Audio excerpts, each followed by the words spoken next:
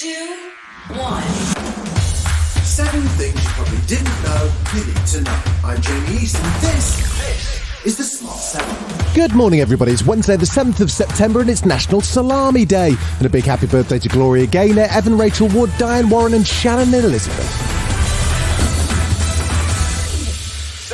Tuesday saw Boris Johnson take to the podium one last time as he signed off on his 3 years in number 10 Downing Street. Did he use his final speech to the nation as a chance to apologise and set the record straight? Did he mention levelling up? What about those hospitals? Well, he did at least call on the Tory party to unite behind Liz Truss, but there was also an awful lot of waffle. Well, this is it, folks. Thank you, everybody, for coming out so early. This morning we'll be in Balmoral to see Her Majesty the Queen. And the torch will finally be passed to like Cincinnatus.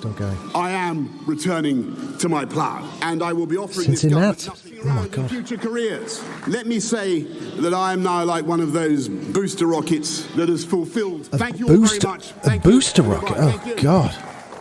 Cheers, mate. His speech received mixed reviews, to put it mildly, with former Director of Communications at Downing Street, Alistair Campbell, particularly unimpressed. He arrived in that building as a liar and a fantasist, and he's leaving it as a liar and a fantasist. I mean, the disconnect between the country that he was describing and the country that he has actually helped to preside over was enormous.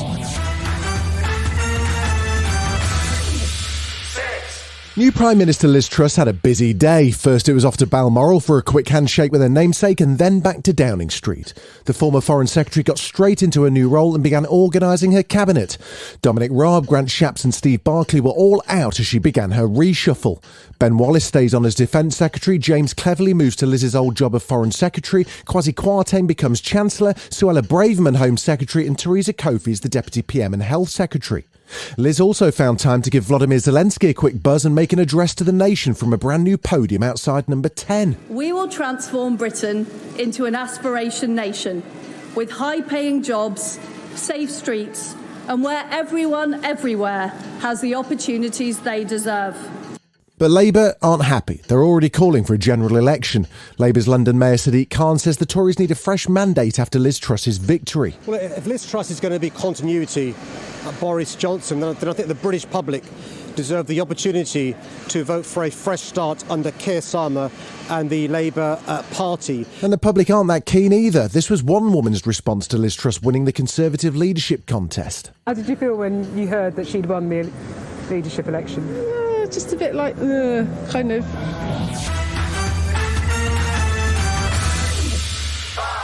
Elsewhere, another UK leader is taking matters into her own hands to tackle the cost of living crisis. First Minister Nicola Sturgeon has promised to bring in emergency legislation to freeze rent in Scotland.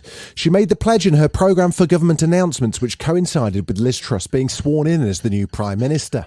The Scottish leader took the opportunity to urge the new Tory leader to unveil her own plans to tackle the cost of living crisis while setting out her intentions. I can confirm to Parliament that we will take immediate action to protect tenants in the private and in the social rented sectors. The legislation will include measures to deliver a rent freeze. The Scottish Government does not have the power to stop your energy bill soaring, but we can and will take action to ensure that your rent does not rise.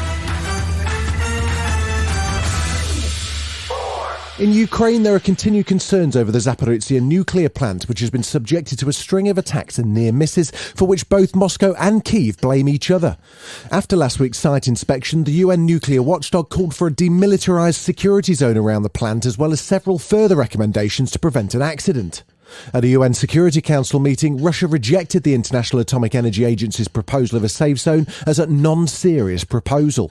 Ukrainian President Volodymyr Zelensky is keen for the IAEA to intervene. I believe that the world not only deserves but also needs the representatives of the IAEA to force Russia to demilitarize the territory of the nuclear power plant and return full control to Ukraine. Still to come on the Smart 7, a disappointing night for Chelsea fans, and Meghan Markle stepped back into the spotlight. Right after this.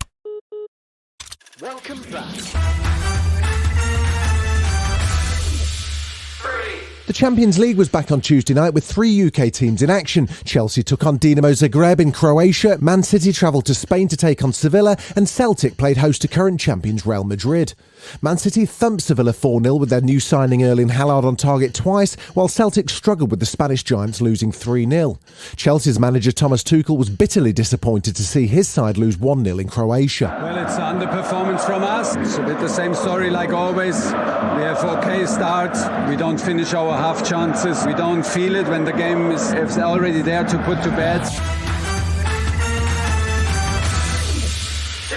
Meghan Markle said it's nice to be back during her first speech in the UK in 2 years after stepping down as a senior royal.